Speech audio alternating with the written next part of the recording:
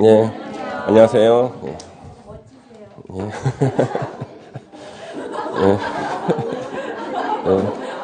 예, 그냥 웃습니다. 예. 새해는 다 합격하시고요. 예, 올 이제 합격자 모임 때 요 얼굴 그대로 다시 봤으면 좋겠습니다. 예. 우리 이제 새 책이 나왔지 않습니까? 이제 이 책에다가 이제 잘 정리하고 체크하시면 되겠어요. 이 책을 갖다가 여러분들이 뭐 달달달 외워야 될 부분도 있고요. 그 다음에 한번 참고할 부분도 있고, 10년에 한 번 나올 부분, 20년에 한 번 나올 부분도 다 있어요. 원래 이제 교과서라는 것은 빠짐없이 다 들어가 있어야 되지 않습니까? 그렇지만 20년에 한 번 나오는 문제라고 해서 소홀하게 할 수 없는 게 올해가 그 20년째가 되는 수가 있거든. 10년에 한 번 나올 때 올해가 그 10년이 될 수가 있고, 그럴 때는 객관적으로는 중요하지 않다 할지라도요, 그 애는 제가 특히 강조해서 가리키는 경우가 있어요. 그래서 지금 노량진이라든가 이렇게 학원가 1번지 같은 경우는 보면은 한 10년씩 공부하신 분들이 있어요. 중개사 시험 한 10년씩. 그분들의 특징이 항상 58.9점이에요. 그렇게 해서 10년을 끄는 거예요. 그러니까 공부를 중단하지를 못해요. 조금만 더 붙을 것 같거든. 그래서 한 10년씩 하시는데, 이런 분들의 특징이 뭐냐 그러면 문제를 다 분석해 주십니다. 주변 분들한테. 저거는 중요하잖아. 중요하잖아. 공부하는 방법도 다 알려주고요. 가끔 학원의 실장님께서 자리를 비우시면 대신 앉아서 상담을 해줘요. 새로 오시는 분들한테. 과목 공부 방법. 새로 오시는 분이 학원 실장님인 줄 알았는데 수업 시간에 같이 앉아 있어요. 이렇게요. 예. 근데 그런 분들이 시험을 이제 이렇게 오래 끄는 이유가 결정적으로 치고 나가는 동력이 좀 부족해서 그래요. 예. 그러니까 우리가 왜 스포츠 경기 보면은 조금만 더 힘을 내면 되는데 보는 사람이 안타까운 거 있지 않습니까? 그 고비를 조금 넘기면 됩니다. 그래서 여러분들도 그 고비를 조금 넘기셔야 되고, 한 5월 달쯤 되면은 고비가 와요. 예. 왜냐하면 우리 공법은요, 공부를 했을 때 이게 성적으로 나올 때 시간이 오래 걸립니다. 예. 그러니까 하루 오늘 공부하고 내일 성적이 올라가는 과목은 중개법 같은 거, 그다음에 세법이나 이런 것들은 오늘 공부하면 내일 바로 성적이 올라가요. 근데 공법 같은 경우는 한 몇 달을 공부했는데 모의고사 같은 걸 보면 성적이 안 올라갑니다. 그래서 많은 사람이 좌절을 해요. 왜? 앞으로 남은 시간도 얼마 없는데 이렇게 성적이 안 올라갈 수가 있는가 그러는데, 항상 8월 달, 9월 달 지나서 문제풀이가 다 지나고 나서 급격하게 성적이 올라가는 게 공법이거든요. 그리고 이번 달에 처음 공부하시는 분들은 지난달 여기 12월 달에 녹화해 놓은 것이 있어요. 녹화해 놓은 거 1강부터 6강까지를 갖다가 동영상으로 듣고 오셔야 돼요. 동영상. 시청을 하고 오셔야 됩니다. 동영상을 시청하고 오셔야 돼요. 공법. 왜냐하면 요 1강부터 6강까지가요, 이 공법을 처음 공부하시는 분들한테 꼭 필요한 그 정보가 다 나옵니다. 기초적인 지식. 특별자치시장이 뭔지, 특별자치도지사가 뭔지, 인구 50만 이상의 시의 시장을 대도시 시장이라 한다는 등등, 행정조직의 기본 체계라든가 헌법이라든가 정부조직법, 지방자치법, 이런 것들이 우리 부동산 공법을 공부할 때는 기본적으로 알아야 되는 지식인데, 이 공법에는 설명이 없어요. 그래서 저걸 이제 기초 과정 때 공부하기 때문에요, 이번 달에 처음 공부하시는 분들은 저걸 동영상 한번 듣고 오셔야 됩니다. 1강부터 6강까지 듣는 것도 쉽지가 않아요. 일요일 같은데 하루 몰아서 들으려고 그러면요, 하루 종일 들어도 다 듣기 힘들어요. 왜 그러냐 그러면 수업 시간엔 그래도 진도 조금 나가는데 동영상은 한 10분 듣다가 이걸 중단시켜요. 왜? 목이 말라서 물 한 잔 마시고, 카톡 오니 카톡 답장, 전화도 해야 되고, 하다 보면 앞에 또 까먹었어도 다시 앞으로 가야 돼. 예? 이렇게 하다가 이제 중간에 좀 듣다가 또 정지시킬 때, 제가 이렇게 팔을 올렸을 땐 정지시키지 마세요. 팔 내리고 있을 때 정지를 시켜야 돼요. 가끔 밤에 제가 어깨가 아플 때가 있어요. 전국의 수많은 학생들이 제 칠판에 이렇게 쓰고 있는데 이 정지를 시켜가지고, 그리고 본인이 누워 자. 밤새. 그러면 안 되죠. 어깨 아파요. 그러니까 이 동영상 같은 것도요, 딱 공부할 분위기를 만들어서 몰아서 들으셔야 됩니다. 그래서 다 듣고 오시면은 공부가 좀 편하고요. 우리 기본 강의 시간에는요, 지난 기초 강의 때보다 더 깊이 있는 내용들이 들어갑니다.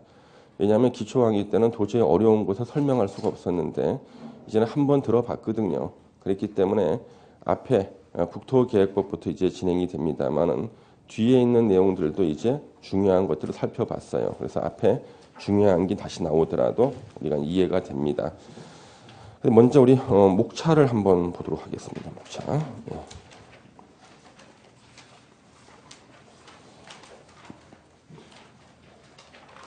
그 앞에 이제 전체적인 이제 목차가 쭉 나올 거예요. 목차가. 그럼 이 목차를 보면은 우리 이제 부동산 공법 지금 공부하는 게 우리가 지금 공부하는 게 요 부동산 공법입니다. 그러면 이 부동산 공법이란 무엇인가? 부동산 공법은 요 부동산에 대하여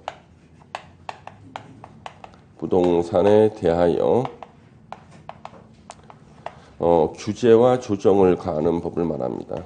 규제와 조정을 가하는 법.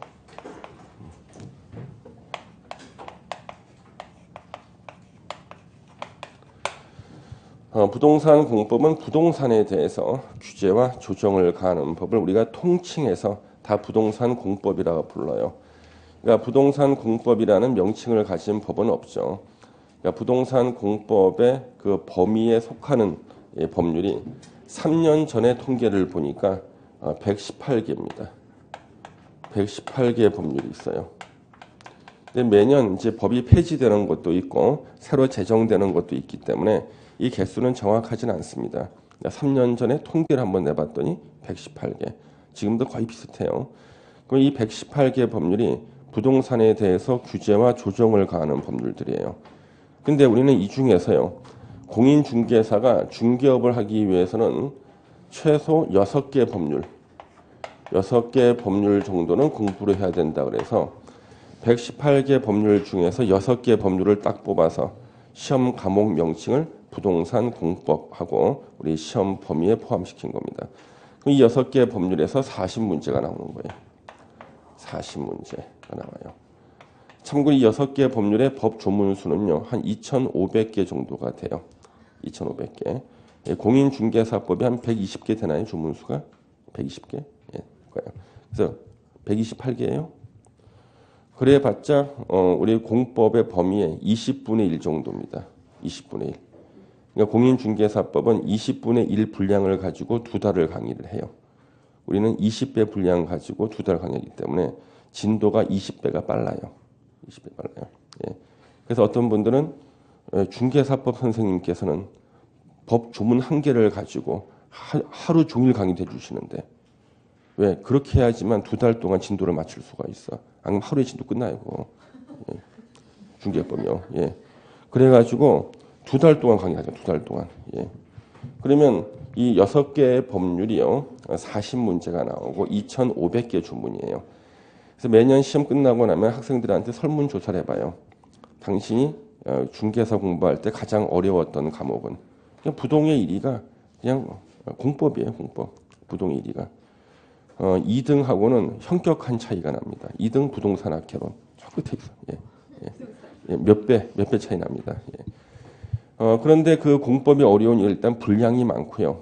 분량도 많고 그 다음에 내용이 아주 어려워요. 그러니까 법 조문 자체가 이게 읽긴 읽었는데 한글이니까 암호문 같아. 암호문. 그래서 해석하기도 힘들고 공부를 겨우 했는데 기억이 오래 지속되질 않아요. 돌아서면 까먹어. 예. 쉬는 시간 끝나고 나면 전 시간에 뭐 배웠는지 기억이 안 나. 예. 그 다음에 그렇게 공부해놓고 난 다음에 이제 이대로 가면 되겠다 싶은데 또 개정이 돼. 예. 그래서 개정이 아주 빈번합니다. 많은 어려움이 있습니다만은 그거는 다 제가 다 극복하면 돼. 여러분들은 그냥 따라만 주면 됩니다. 이 6개의 법률이 이렇게 있는데요. 이 6개의 법률을 공부하기 전에 이 부동산 공법에서 이 부동산이란 뜻이 뭐냐는 거죠. 이 부동산에 대한 뜻은 민법에 나와요. 민법에는 부동산 그러면 토지와 그 정착물이라고 합니다. 토지와 그 정착물인데 정착물에는 뭐 건축물도 있고 뭐 교량도 있고 그렇습니다만은 우리한테 필요한 것은 건축물만 필요해요. 그래서 앞으로 부동산 그러면 토지와 건축물 하시면 돼요. 그래서 토지와 건축물에 대해서 국민들이 가지고 있는 토지와 건축물에 대해서 국가가 규제와 조정을 가하는 법이 부동산 공법이에요. 그래서 국민들이 가지고 있는 토지와 건축물에 대해서 국가가 규제하고 조정을 가하는 법을 우리가 통칭해서 다 부동산 공법이라고 부르고 그 중에 6개의 법률이 우리 시험 범위에 선발되어 있습니다. 가장 많이 쓴다는 거죠. 그럼 이 6개의 법률을 한번 보겠습니다. 이 6개의 법률 중에서 제일 먼저 나오는 게 국토계획법입니다. 공식 명칭은 국토의 계획 및 이용에 관한 법률인데 약어로 국토계획법이라 불러요. 공식적인 약어입니다. 자, 이 국토계획법은 우리가 흔히 이걸 기본법이라 그러는데 시험에 12문제가 나옵니다. 보통 이걸 기본법이라 그래요. 왜 기본법이라고 부르냐 그러면 118개 부동산 관련 법률 중에서 가장 기본적이고 중요한 내용들, 다른 117개 법률에서 인용해 쓰는 내용들은 다 저 국토계획법에 규정이 되어 있어요. 그러니까 부동산 공부를 많이 안 하신 분이라도 다 들어봤을 만한 얘기들, 뭐 건폐율, 용적률, 기반시설, 도시계획시설, 도시계획 이런 말들은 다 저 국토계획법에 나옵니다. 그래서 국토계획법을 공부하지 않으면 나머지 117개 법률을 읽을 수가 없는 그런 구조로 되어 있어요. 이게 바로 기본법이고요. 그래서 이 국토계획법은요, 우리가 그 봄 한 3, 4월 달까지는 전체 공부 시간의 반을 투자해서 공부를 합니다. 반을.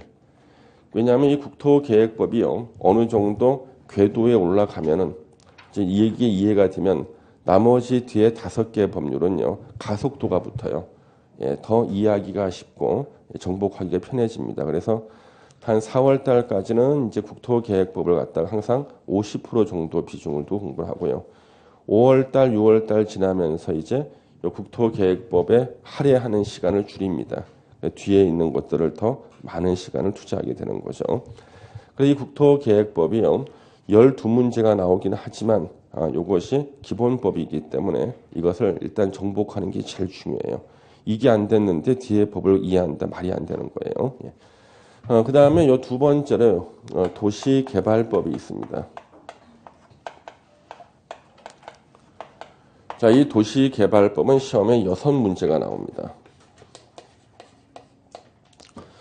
6문제가 나오는데 우리 서울에서 부동산업을 하시는 분들은 도시개발법을 갖다가 별로 써먹을 일이 없어요. 서울에서는요. 서울은 도시개발 사업을 거의 안 해요. 서울에서는요. 그러면 서울에서 했던 도시개발 사업은 당군 이래 최대 사업이었던 용산 역세권 개발 사업. 그것이 이제 하나 있었죠. 물론 수용 보상비가 60조 원이 들어서 그거 실패했습니다만은 그때 용산 역세권 개발 사업이 한참 진행될 때는 도시개발법 시험 문제는요. 용산에서 무슨 일이 생기는지만 바라보면은 그게 바로 시험 문제예요. 도시개발법으로 하는 최대 사업이기 때문에. 그래서 예상 문제는 용산 가서 한번 이따 보고 오면 예상 문제가 보여. 아주 간단했습니다. 그래서 용산 사업이 망하는 그에 나왔던 예상 문제들, 망하는 것과 관련된 것들이 있어요. 사업 시행자가 부도나거나 파산했을 때 어떻게 되는 거야. 바로 그대로 나와서 시험에. 근데 이제는 서울에서 도시개발 사업을 거의 안 해요. 그래서 이제는 시험 문제가요. 지금 현재 도시개발 사업을 가장 많이 하는 데가 경기도 일대예요. 경기도 중에서는 지금은 용인시가 가장 많이 해요. 용인시는 여기저기 다 도시개발 사업이에요. 도시개발법 적용이 돼요. 그래서 현재는 용인시에서 자주 쓰이는 내용들이 있죠. 문제가 됐던 내용들. 그런 것들이 이제 시험에 출제가 됩니다. 왜냐하면 그 도시개발 사업의 자문위원들이 우리 출제위원들이에요. 그래서 거기서 이제 시험 나오는 거죠. 그래서 도시개발법이 6문제가 나오는데 4문제까지는 어렵지 않게 나오고요. 2문제는 약간 구석진 데서 나옵니다만은 그 구석진 데는 나중에 한 7월 달, 8월 달 문제집 풀 때요. 그때 한두 개 찍어서 공부하시면 돼요. 평소에는 보편적인 문제 한 4문제 정도를 이제 공부하시면 되고요. 자, 세 번째로요. 도시 및 주거환경정비법이 있습니다.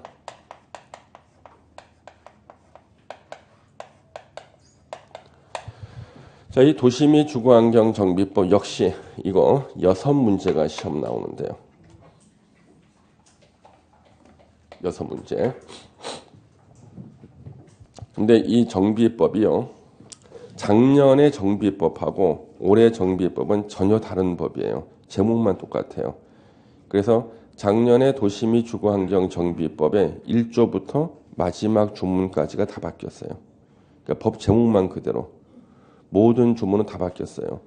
그래서 이제 바뀐 요 법이 2018년, 이제 올해 2월 9일부터 시행이 돼요. 그래서 작년에 공부하셨던 분들은 이제 혼동될 수밖에 없는 게, 작년에는 정비사업 종류가 6개였는데요. 올해는 3개로 줄어들었어요. 그리고 한글은 같은 한글인데 뜻이 바뀌어요. 이게 제일 힘든 거예요. 예. 한글은 같은 한글인데 단어인데 그 단어에 대한 뜻이 바뀐다니까. 예. 우리 여기 누님이 계십니다. 똑같은 누님인데 사람이 바뀌어 있는 거야. 예. 이게 올해 지금 이제 정비법입니다. 예. 그래서 이 정비법이 바뀌고 난 다음에 제가 장담하건대 중개사고 엄청나게 생길 거예요. 중개사고가요. 왜냐 그러면은 여러분들 민법 시간에 지난달에 공부하신 분 아실 거예요. 미국 달러를 홍콩 달러로 표시하는 거. 같은 달러. 그러면 우리 달러 그래서 홍콩 달러 중에 미국 달러 있거든요. 예, 그래서 의사 표시에 대한 그 착오 문제에서 나오는 그런 것들이 있습니다. 근데 이제는요, 진짜 그 똑같은 단어인데 뜻이 다 바뀌어져 있어요. 그래서 계약서를 쓰거나 그랬을 때 엉뚱한 의미가 되는 일이 생깁니다. 아주 지금 이게 난리예요, 지금 이거. 그래서 작년에 합격하시고 이제 바로 개업하시는 분들은 이것이 이제 2월 9일부터 적용이 되거든요. 예, 난리 날 겁니다, 분명히. 그다음에 그 전에 몇 년 전에 합격하시는 분들은 이 개정된 사실조차도 몰라요, 지금요. 대형 사고 날 겁니다, 이제. 그래서 이런 사고를 예방하기 위해서요, 제가 2월 3일 날 세종사이버대에서 요거 정비법하고요 관련되는 법이 2개가 더 있어요. 요 3개의 법률에 대한 특강을 해요. 누구나 다 와서 들을 수 있도록. 그래서 하도 여기저기에서 저걸 갖다 가르쳐달라 그래서 10여 년 전부터 저한테 이제 연락하시던 이제 우리 카페 회원들 있지 않습니까? 그래서 이분들이 분명히 중개사원을 이렇게 거의 뻔하거든요. 그래서 제가 그 몸담고 있는 세종사이버대 부동산학과에서 어차피 이제 이게 특강이 필요하기 때문에 모든 사람 누구나 다 와서 들을 수 있게끔 이 강의를 2월 3일 토요일 날 합니다. 3시부터요. 제 카페에 다음 주에 공지를 올릴 거예요. 약도 하고 그 세종대학교 안에 그 강의실을 씁니다. 큰 강의실 하나 빌려가지고요. 그 카페에 공지를 올릴 테니까 그때 보시면 되겠어요. 예. 왜냐 그러면 작년에 있던 이 정비법이요, 실질적으로는요 3개의 법으로 쪼개졌다 보시면 돼요. 3개적으로. 그러면 작년까지는요 우리가 그 대단지 낡은 아파트 있잖아요. 잠실에 뭐 주공 아파트 같은 거 다 헐어내고 재건축하죠. 예, 재건축하죠. 그 다음에 조그만 주택 단지도 부시고 또 재건축할 수 있어요. 그러면 작년까지는 규모가 큰 재건축이든 규모가 작은 재건축이든 다 정비법 적용이었어요. 근데 올해부터는요 규모가 큰 재건축만 정비법 적용이에요. 예. 그리고 규모가 작은 재건축 있죠. 그거는 새로운 법이 생겼어요. 빈집 정비법이라고. 예. 이걸로 해야 되는 거예요. 예. 이 사실을 갖다 공인중개사들이 알겠습니까? 몰라요. 예. 올해 이제 법이 새로 생겼어요. 그냥 생겼습니다. 그 다음에 이제 도시재생사업이라 들어봤죠. 대통령 공약상. 도시재생사업으로 작년까지 이 정비법에는 가로주택 정비사업이라는 게 있었어요. 올해 삭제됐어요. 그리고 도시재생사업으로 가로주택 정비사업인지 이렇게 연계가 있고 그렇기 때문에 법 하나가 이제 3개로 쪼개지고 쪼개진 2개는 빠져버렸어요. 중개사 교육과정에서요. 그러면 작년에 공부했던 분, 그 전에 공부하신 분들은 예전에 공부한 것으로 하잖아요. 그럼 이거 사고 터집니다. 중개사고요. 다 이것만큼은 다 새로 공부하셔야 돼요. 아예 법칙이 다 바뀌었거든요. 그래서 이렇게 전면적으로 개정이 됐을 때는요, 시험 문제는 어렵지가 않아요. 먼저 본 법하고 달라진 부분이 있죠. 거기만 체크하면 6문제 거기 딱 나와요. 그러니까 올해 시험 보기는 편합니다. 왜? 어차피 여러분들은 헷갈릴 게 없어. 그렇잖아요. 예? 그 정권을 모르는데 뭐 헷갈려. 그러니까 혹시 뭐 헷갈리지 않겠는? 헷갈리기 없이 6문제는 예상이 너무 간단하다. 예. 한 15군데 정도가 바뀌어 있는데 결정적인데 공부하면 6개 맞히는 거예요. 그냥요. 예. 자, 그다음에 이제 네 번째 부동산은 토지와 건축물이니까 건축물에 대한 법이 있어요. 바로 건축법입니다. 그래서 대한민국의 모든 건축물은 건축물에 대해서는 건축법이 적용되는 게 원칙이고요. 예외가 몇 개 있고요. 이때 이 건축법은요, 역시 7문제 나와요. 이거는 7문제. 한 5문제까지는 중개업과 관련된 내용이 나오고요. 2문제 정도는 합격자 수를 줄이기 위해서요, 엉뚱한 문제가 나옵니다. 건축사 시험 문제 같은 거 나옵니다. 건축사. 그러면 이런 문제들은 우리가 틀리는 거 아니야. 일단 5문제 분량 열심히 공부하고 8월 달 이후에 그 건축사 시험에 나올 만한 문제를 몇 개 추려서 찍어서 외워. 정답만 외우고 가는 정답만. 예. 그래서 자기가 왜 맞힌지는 모르지만 맞히긴 해. 왜? 우리는 여기 답안지가요, 컴퓨터 채점이잖아요. 그렇죠? 표시주의야, 표시주의. 거기에만 체크되어 있으면 합격인 거예요. 이렇게요. 예. 그래서 건축법 7문제입니다. 예. 근데 건축법은요, 주로 언제 자세히 공부하냐 그러면 5월달, 6월달에 자세히 공부하게 됩니다. 건축법은요. 5번째가 건축물 중에서 가장 중요한 건축물이 주택입니다. 그래서 주택법이 있어요. 이 주택법도요, 역시 7문제가 시험에 나오는데요. 작년에 우리 수험생들을 가장 힘들게 만들었던 법이 주택법입니다. 근데 성적은 잘 나왔어요. 힘든 이유가 작년에 주택법하고 시행령이 15번 개정됐습니다. 15번.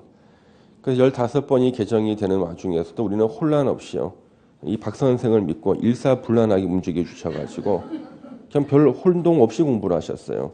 그럼 가장 혼란스러운 게 뭐냐 그러면 우리 여러분들 뉴스를 보면요, 텔레비에서 이제 9시 뉴스를 본다 그러면 부동산 관련 뉴스의 3분의 2는 주택법 뉴스예요. 투기 과열지구, 뭐 분양가 상한제, 분양권 전매 제한 등등 많이 들어봤죠? 그런 것들이요. 그게 다 주택법에 나옵니다. 그럼 뉴스에 한번 나올 때마다 바로 개정이 들어가요. 그래서 자기가 한 이틀 걸려가지고 그 주택법의 그 부분을 갖다가 머릿속에 이제 겨우 집어넣어서 차곡차곡 집어넣었어요. 뉴스에 보니까 오늘 개정됐대. 돌아버리는 겁니다. 그러면 집을 다 부시고 또 새로 쌓아야 되는 거예요. 새로. 근데 이게 작년에는 똑같은 주문이 6개월 사이에 3번이 개정이 됐어요. 똑같은 주문이. 똑같은 내용이. 분양권 전매 금지에 대해서 몇 년간 금지, 몇 년간 금지하는 게 6개월 간격에서 3번이나 개정이 됐어요. 그러면 이런 것들이 개정이 될 때요, 많은 학생들은 신문에 나오니까 이걸 가위로 오려서 스크랩을 하시는데 그러면 안 돼요. 예. 그거는 스크랩을 할 만한 내용이면 제가 프린트물로 나눠드리고 강의를 합니다. 예. 근데 4월 달에 개정이 됐는데 제가 강의를 안 하니까 어떤 분은, 특히 동영상 수강하시는 분들 같은 경우는 아니 4월 달에 개정됐는데 왜 그것을 수업시에 안 가르치냐는 거예요. 그게 6월 달에 또 바뀔 거거든. A가 B로 바뀔 건데 그게 또 확정되는 게 아니에요. 가을 이사철에 또 바뀌어요. 한 9월 때 바뀌는 거예요. 그럼 우리는 10월 달 시험 보는 날에 효력 있는 게 정답이거든요. 시험 보는 날이 정답인 거예요. 그러면 그 전날 바뀌더라도 그 바뀐 게 이제 정답이 돼야 되는 거예요. 시험 보는 날 기준이에요. 그래서 그게 작년부터 시행됐어요. 그러면 재작년까지는요, 7월 달에 7월 중순에 시험 공고를 해요. 그러면 공고한 날까지 효력이 있는 게 정답이고, 공고한 이후에 만약에 그 제도가 폐지가 됐다 할지라도 시험에 나오면 우리는 죽은 제도도 살아있다고 해야 돼. 그 정답 찾는 거예요. 예. 그러니까 이 틀린 건데도 옳은 것이라고 해서 정답 찾는 거예요. 그러니까 틀린 거 틀렸다고 말하면 안 되는 거지. 재학년까지는. 그러니까 아버지를 아버지라고 부르지 못하는 일이 생겨요. 예. 그래서 이게 좀 불합리하다는 일이 있어가지고 시험 보는 당일날 기준으로 효력이 있는 게 정답이에요. 근데 이게 지금으로부터 한 13년? 13년 전에 그렇게 했었어요. 13년. 그러니까 13년 전에는요. 시험 보는 날 기준으로 정답이었는데 어떤 일이 생겼냐 그러면 세상에 문제 인쇄가 끝나고 난 다음에 개정이 돼버린 거예요. 예, 문제 냈던 것이요. 그래서 시험장에 가니까 칠판에다가 써줘요. 감독관들이. 무슨 법, 바로 공법이 있죠. 공법 몇 번 문제 몇 번지 이렇게 바꾸라고. 그러면 눈치가 좀 있는 분들은 저기 정답과 상관이 없으면 바꿔 얘기 안 해줄 거 아니에요. 그렇죠? 그렇지 않아요? 그럼 뭔가 느낌이 와야 될 텐데 무감각 하시는 분들이 있어요. 예, 예. 그래서 사람들이 아니 세상에 출제를 하고 난 다음에 예? 인쇄 끝나고 나서 이 바뀌는 것들이 나오는 게 공법이거든요. 그래서 이 공법 때문에 어쩔 수 없이 그러면 시험 공고할 때까지만 정답으로 하자 이렇게 한 거예요. 그리고 난 다음에 몇 년간요. 시험 공고하고 난 다음에 개정된 것들이 엄청나게 많이 생기는 거예요.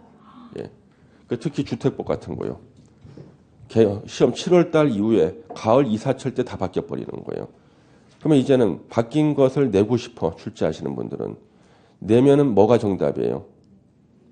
개정되기 전 예. 옛날 규정이 정답인 거야. 예.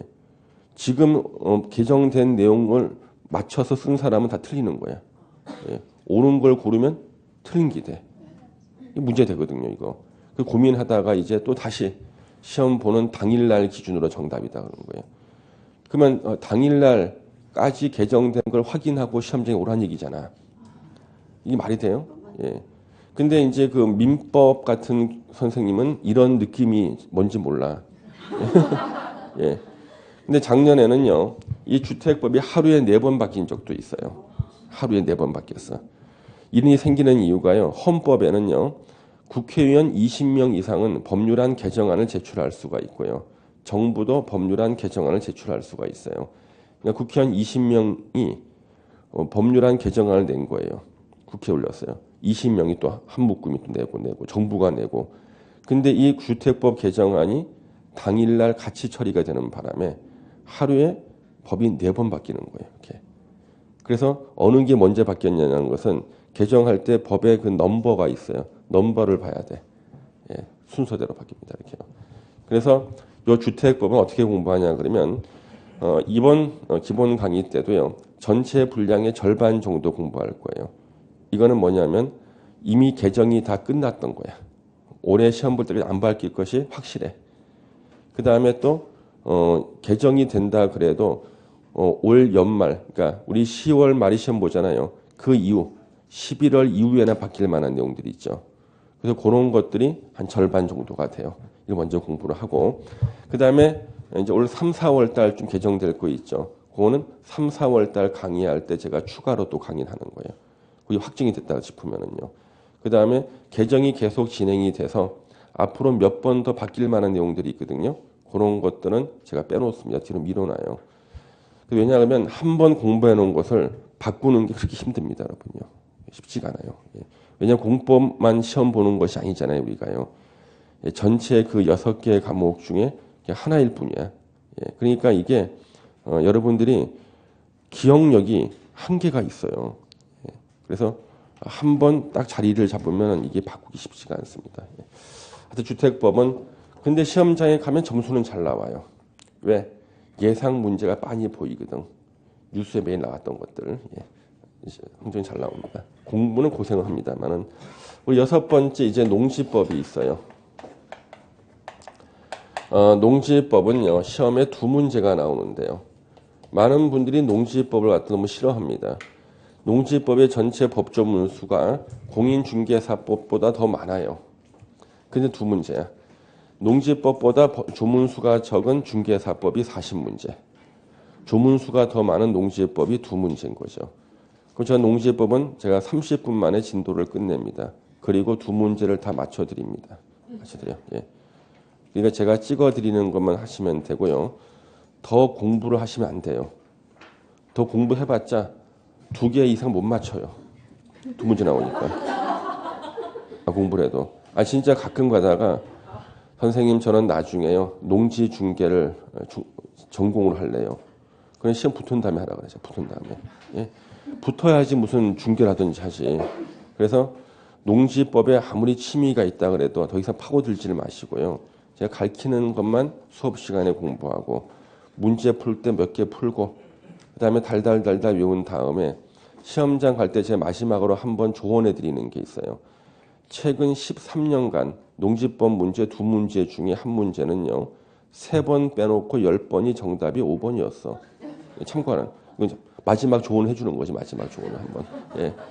그러면 자기가 실력이 되면 실력으로 맞추면 되고 정 실력이 안 되면은요. 그럼 어떻게 해야 돼? 너무 어려워서 모르겠다 싶으면 확률 높은 게 5번이거든. 예. 그런데 너무 쉬운 게 5번에 있으면 좀 찜찜해. 그렇죠? 하나 있으면은. 예. 참고하시라는 거예요. 예. 그래서 최근 13년간 3년 빼고 작년도 물론 포함해서 3년이에요. 빼고 10년 동안은 2개 중에 하나는 정답이 5번이었다. 참고하시라는 거지.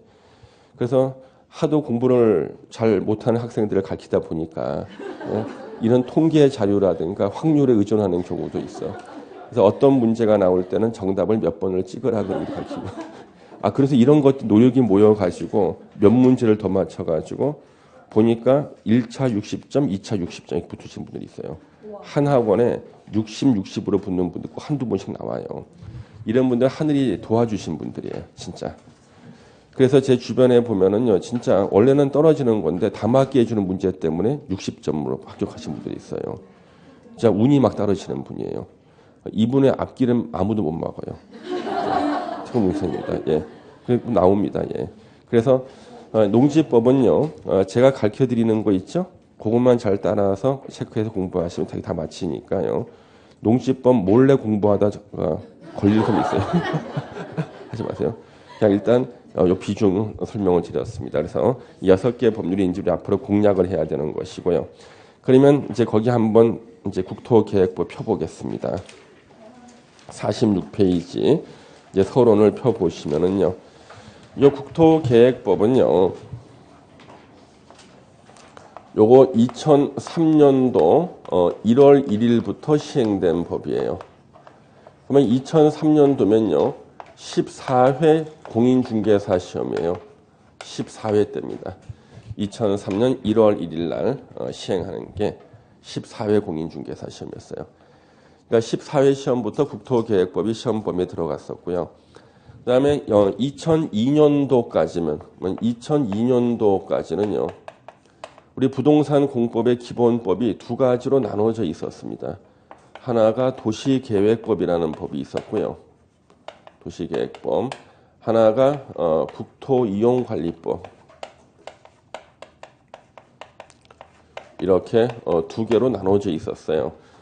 그래서 2002년도까지는 부동산 공법의 기본법이 2개였다. 이 도시계획법이 우리나라 최초의 부동산 공법입니다. 1962년도에 만들어서 2002년도까지 있었던 무려 40년간을 쓴 법이고요. 그 다음에 국토이용관리법은 10년 후에 만들었어요. 1972년부터 2002년도까지 30년간 쓴 법이 국토이용관리법인데요. 자, 이 도시계획법은요, 도시지역에 적용했어요.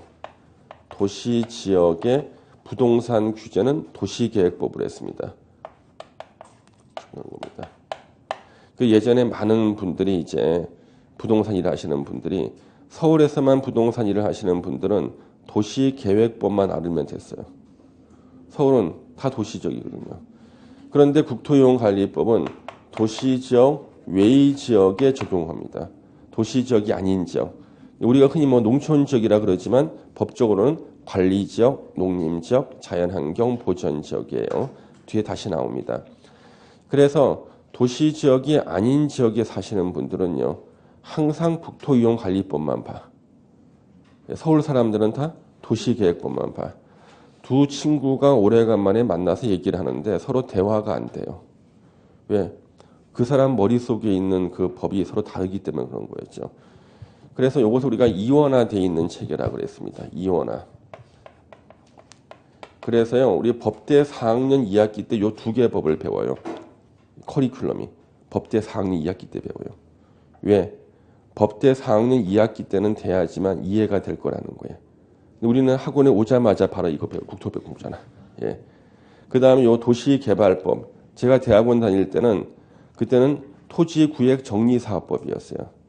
제목이. 지금 도시개발법 아니고. 그 다음에 요거 정비법이 아니라 예전에는 도시재개발법이었어요. 제가 대학원 다닐 때는요. 요거 여기서부터 농지법까지는 다 대학원 과정인 거예요. 다 대학원 과정입니다. 그래서 요 두 개의 법은 나눠져 있는데 요 두 개의 법을 하나로 이제 통합을 하게 된 겁니다. 그래서 우리 공인중개사 수험생들이요. 역사상 가장 공부를 안 하고 시험장 간 게 2002년도 13회 시험 때가 13회 시험 때가 학생들이 가장 공부를 안 하고 시험장에 갔어요. 예. 여학생들이 가장 많이 또 합격을 했었고요. 2002년도 뭐 했습니까? 이거? 월드컵을 했거든요. 그래서 한 두 달 정도는요. 거의 공부를 안 했습니다. 아침에 학원에 가면은 절반 이상이 결석이야. 밤새 축구 보고 술 마시고 치킨집에 닭이 다 동이 났어요. 그래서 이제 그 여학생들은 그래도 좀 나오는데 우리 그 남학생들은 거의 안 나옵니다. 예, 거의. 예. 그 다음에 우리나라 경기만 보는 게 아니라 다른 나라 경기가 더 수준 높다 그래서 더 열심히 봐. 예. 그거 다 보고 그러는 거예요. 그렇게 해서 이렇게 웃고 즐기다 보니까 가장 중요한 여름 때 공부를 거의 못 합니다. 예. 그랬는데 거기 월드컵 끝나고 나서 보니까 그래서 이 두 개의 법이 내년부터 없어진대. 월드컵 경기할 때 두 개의 법을 통합해 버렸거든요. 평소에 통합하면 반대하는 사람 많을 거 아니에요. 월드컵 할 때 통합해 버렸어. 예. 정신 차리고 보니까 이제 내년 14회 시험부터는 처음 이름 들어보는 국토의 계획 및 이용에 관한 법률이 이제 시험 과목이 된다는 거예요. 지금은 13회 때는 6문제 나왔었거든. 예. 그래서 많은 분들이 이제 불안해지는 거예요. 올해 꼭 붙어야 되는데 내년에는 새로운 법으로 또 공부해야 되는데 근데 역시 합격하기 힘듭니다. 한 두 달 여름을 놀았다 보니까. 그래서 그 다음에 다시 오신 분들이 저한테 선생님 이 통합된 법이 어려워요. 그랬더니 공법은 항상 어렵지 당연히. 예. 통합돼가지고. 그래서 제가 그 작년에 공부하신 분들 혼동 되겠다 그랬더니 혼동 안 된다는 거예요. 기억이 없대 작년기에. 예. 전혀 기억 없어요. 혼동이 안 된다는 거죠. 근데 어떤 분은 13회 때 공부했던 공법책을 들고 와서 개정된 데를 다 표시해달래. 그래서 제가 이건 표시가 불가능합니다 그랬더니 왜 이렇게 성의가 없냐는 거죠. 아니 법이 더해서 하나로 통합되는 바람에 어떻게 표시할 방법이 없어요. 예. 이게 바뀐 데는 내 표시해드릴 수가 있는데 아예 법이 하나로 통합되잖아요. 예. 그런데 더 웃기는 사람은 한 17회나 18회 시험 때쯤 돼서 13회 때 책을 들고 오시는 거예요. 합격한 친구가 자기는 줬대. 개정된 거 다 표시해달래. 쉬는 시간에 와가지고. 예. 예전에 그랬습니다. 그래서 요 만들어진 과정이 있죠. 이것도 시험에서 물어봐요. 시험에서요. 그럼 우리 국토계획법이요. 이제 국가 자격 시험에서 시험 범위에 들어가는 게 우리 공인중개사 시험 외에 하나가 더 있어요. 감정평가사 시험이 있습니다. 감정평가사. 감정평가사 1차 객관식 시험에는요. 요 국토계획법이 15문제가 나와요. 15문제가. 우리는 12문제잖아요. 15문제가 나와요. 그래서 우리가 부동산 공법 중에 국토계획법 기출문제를 갖다가 볼 수 있는 것은 이 공인중개사 시험 외에는 감정평가사 시험밖에 없어요. 근데 감정평가사 시험의 출제 경향이 우리보다 한 2년 정도 앞서가요. 2년 정도. 2년 정도 앞서가는데 그 대신에 그거는 출제 오류가 더 많아요. 우리보다. 예. 짧은 기간 동안 집중해서 문제를 내버려요. 그냥 짧은 기간. 출제 유연수가 적어요. 그냥 응시자 수가 적기 때문에 그런 거예요. 예. 그래서 거기에 나왔던 문제가요. 한 1, 2년 있다가 우리 시험에 다시 거의 비슷하게 나옵니다. 거의 비슷하게. 그러면 요 공인중개사건에서 감정평가사 기출문제를 강의하면은요, 요 문제가 될 수 있습니다. 저작권에 관련된 문제가 될 수 있습니다. 감정평가사건에서는 감정평가사 기출문제 써도 아무도 모르는 사람이 없는데, 그래서 그런 문제점이 좀 있긴 하지만 제가 모든 책임을 다 지는다는 각오로 문제 나눠드리고 문제 풀어요. 근데 그게 시험이 7월 문제가 나오면 7월 달 이후에나 이제 문제가 나오니까 그때 한 달 정도 있다가 9월 달쯤에는 문제를 풀어야 됩니다. 왜냐하면 이의 신청 기간이 한 달이에요. 그거. 왜냐하면 출제 오류가 된 거여서 이의 신청 끝나서 정답이 확정되고 난 다음에 이제 그 문제를 좀 풀면 됩니다. 그리고 혹시나 궁금하신 분들은 제 카페에 들어가면요, 감정평가사 기출문제 2년치를요 제가 워드를 다 쳐서 올려놨어. 밤에 잠 안 자고. 그래서 카페에 지금 거기 공지사항에 올려놨으니까 혹시 카페 가입 안 하신 분들은 한번 보세요. 카페 이름은 박종철의 부동산 이야기. 부동산 이야기입니다.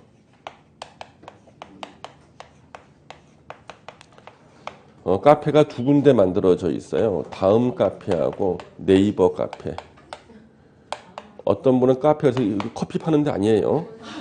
다음하고 네이버에 그냥 박종철의 부동산 이야기 검색하면요, 두 군데의 카페가 만들어져 있는데 처음에는 제가 요 다음 카페만 만들어 놓고 하도 계정이 많이 되니까요. 특히 제가 이 카페를 2002년도에 만들었어요. 2002년도가 시험 보는 그날까지 정답 찾는 거였어요. 그럼 학생들한테 그때는 휴대폰도 없고 막 그래가지고 알려줄 방법이 없는 거예요. 종강을 하고 났는데 시험장 가기 며칠 남잖아요. 그 사이에 개정돼 버린 거예요. 알려줄 방법이 없어요. 그 휴대폰 같은 경우는 가지신 분도 있지만 안 가신 분들 많았거든요. 그러면 휴대폰으로 문자를 보내려고. 그래도 휴대폰 없는 분 대구로 전화를 해도 전화를 안 받아. 본 번호는 결번이오니 막 그러고 막 그래. 야, 그래서 알려줄 방법도 없는 거예요. 그래가지고 결국에는 제가 카페를 만들어 놓고 전체 메일을 보내줬어요. 계속 개정된 거. 하도 그 개정된 게 많고 그래가지고요. 그럼 2002년도는 오죽했겠습니까, 여러분요. 예.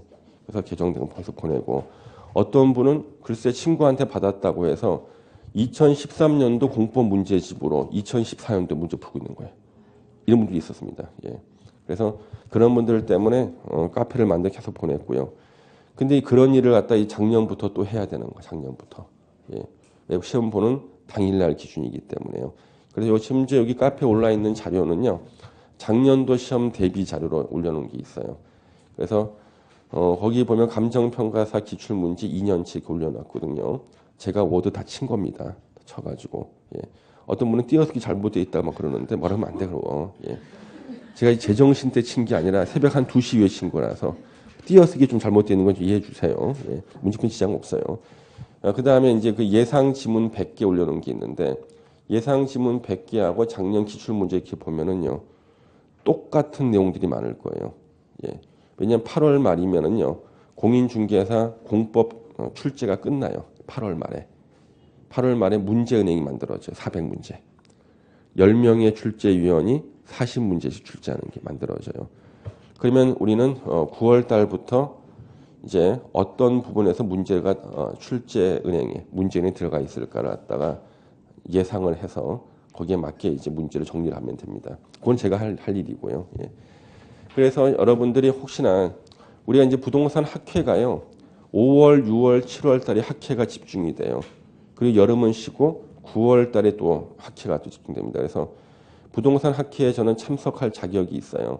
현재 제 소속은 세종사이버대 부동산학과 교수예요. 외래 교수. 3억점짜리 2과목을 맡고 있기 때문에 우리 여기 에듀나인 강사 자격으로는 참석을 못해요. 대학 교수 자격으로 참석합니다. 예. 그러면 가면은 거의 대부분이 다 출제위원들이에요. 우리 부동산 학회 오시는 분들 다 교수님들이 전국에 다 출제위원들이라서 4월, 5월, 6월 달에 학회에 가면은요, 그의 출제 지침을 알 수가 있어요, 되게. 그래서 뭐 작년에 어느 과목에 고득점자가 너무 많았다. 작년 같은 경우는 부동산학 개론의 감정평가 문제를 좀 어렵게 내야 되는 거 아닌가, 뭐 이런 얘기도 나오고 그런 거 있지 않습니까? 그 경이 나오고 그다음에 8월 말까지 문제은행 출제 끝나고 9월 달에 하는 학회 있죠. 예. 그 대낮에는 우리가 논문을 발표하고요. 해가 지면 한 잔씩 마십니다. 그래서 이제 폭탄주를 제가 만들어줘요. 그것 때문에 제가 소맥 자격증을 땄어요. 그것 때문에 제가 보여드렸죠, 제가. 예. 소맥 자격증을 갖다가 소맥 자격증은 종류 두 가지예요. 일반 자격증이 있고 플래티넘 자격증이 있어요. 저는 플래티넘이에요. 플래티넘이 저는 그렇죠. 그거는 우리나라에 가진 사람이 몇 사람이 안 돼요. 가진 사람이 송중기, 싸이, 예, 그다음 솔비, 그다음 박종철 이 사람밖에 없어요. 나는 플래티넘 자격증이야. 그러면 얼마나 많이 내가 훈련을 했겠습니까? 그래서 제가 그 자격증 앞에 꺼내놓고 제가 이렇게 한번 쫙 이렇게 만들어줍니다. 만들어주고 그러면 한 7시쯤 되면 의식이 없어요. 우리 교수님들이. 그러면은 이제 입에서 말이 술술 나옵니다. 그래서 이번에 출제 경향을 바꿔가지고 뭐 이렇게 뭐 어떤 부분 중요하지 않겠는가. 예, 그래서 되게 우리 사이버대 같은 데는요. 중간고사, 기말고사를요. 객관식 시험으로 많이 봐요. 객관식으로요. 왜냐하면 주관식으로 보면 학생들이 하도 이의신청을 많이 합니다. 성적 올려달라고. 객관식은요. 이의신청도 못해요. 딱 나온 점수 그대로이기 때문에. 그러면 그 객관식에서 나왔던 우리 공법 문제를 그대로 다시 출제할 것인가. 약간 바꿔서 출제할 것인가. 중개사 시험에 약간 바꿔서 번호 약간 바꾸고 그냥 바꾸고. 그래서 새로운 문제를 만들지는 않습니다. 그래서 그 문제가 다 재활용되기 때문에 제가 이제 그 문제를 다 수집을 또 해서 우리가 또 이제 9월달 이후에 다시 외우는 겁니다. 이렇게요. 그러면 거의 똑같은 문제는 없어요. 글자가 안 틀리는 문제는 없어요. 예전에 14회, 15회 그때 16회 같은 데는 제가 학원에서 냈던 모의고사 문제가 실제 시험에 나온 적도 있어요. 예, 낸 사람은 알잖아요. 예. 그 왜 그러냐 그러면 출제하시는 교수님들이 바쁘시니까요. 지금은 감금해서 출제합니다만 그때는 봉투에다가 이렇게 보내는 거였어요. 밀봉해가지고. 조교한테 네가 문제 좀 만들어서 와라. 그러면 만든 문제를 본인이 좀 수정하시려고 그랬던 거예요. 근데 조교가 그렇게 부지런하지 않잖아요. 자기 집 근처에 있는 공인중개사건에 가서 모의고사 문제를 사가지고 간 거예요. 예. 갖다 드리는 거예요. 이렇게. 예. 근데 교수님도 바쁘시니까 그대로 내버렸어. 그래서 학원 모의고사문 똑같이 나온 적도 많았습니다. 요즘에는 그렇게 안 합니다. 요즘에는 문제를 갖다가 문제은행에서 다시 5분의 교수님이 뽑고 이걸 다시 또 변형해 줘 주문을. 그러니까 같은 내용의 문제는 있지만 글자 하나까지 똑같은 것은 없어요. 예, 이렇게 만듭니다. 자, 그래서 우리는 요 국토계획법에서는 기출 문제를 뭐까지 참고하는 거예요? 감정평가사 시험까지 참고하겠습니다. 예. 그 다음에 감정평가사 시험에도 중복되는 게 우리 또 건축법이에요. 건축법이 4문제가 나와요. 감정평가사 시험에서. 근데 올해부터는 5문제 나올 거예요. 그럼 이 5문제의 건축법 문제 중에서 2문제는 우리가 필요가 없어요. 감정평가와 관련된 건축법 문제가 나와. 나머지 3개는 우리 시험 같이 중복될 만한 문제들이 나옵니다. 그래서 요 3개를 보면은 그 중에 한 문제 정도는 그 다음에 정도 중개사에 나와요. 예. 그래서 아까 우리 건축법 5개 외에 2문제는 황당한 문제 나온다고 그랬잖아요. 그 황당한 문제가 먼저 한번 나와. 감정평가사에서.